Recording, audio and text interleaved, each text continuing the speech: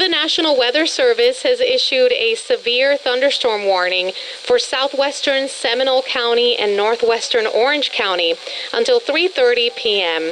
At 2:51 p.m., a severe thunderstorm was located near Lockhart, moving east at 30 miles per hour.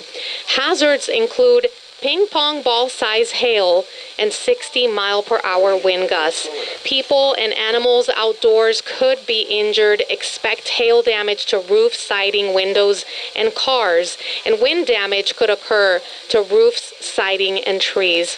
Locations impacted include Orlando, Apopka, Altamont Springs, Ocoee, and Winter Garden. For your protection, you'll want to move to an interior room on the lowest floor of a building. Once again, the National Weather Service has issued a severe thunderstorm warning for southwestern Seminole County and northwestern Orange County until 3:30 p.m.